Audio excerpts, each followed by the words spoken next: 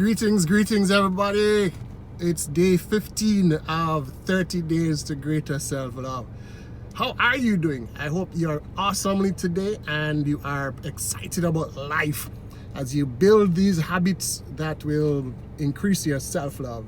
We have had a number of challenges so far that I hope you have been doing and doing consistently. Today's activity, following on the heels of yesterday, where we asked you to declutter your home environment. We're going to be following along that line. And so for today, your task is to clean up your schedule. It is true that there are many things that we do that we don't have to do.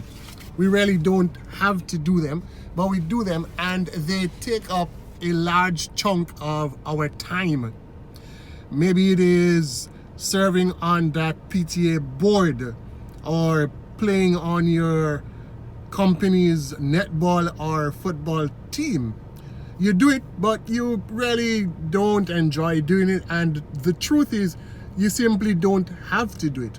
So take a look at your typical month, go through all the things that you do and identify the things that you really don't have to do, but they take up your time because you are doing them.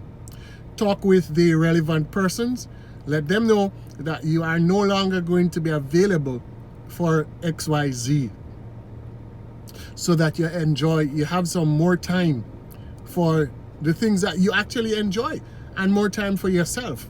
Loving yourself means giving enough time, having enough time, setting aside enough time, planning enough time for you, for the things that you enjoy. Because you deserve your time and you deserve to have more of you. So that's it for today. Clean up your schedule as we continue to build the habits of greater self-love, making that vertical leap from mediocrity to legacy. This is Coach TJ. Have a wonderful day and make today count.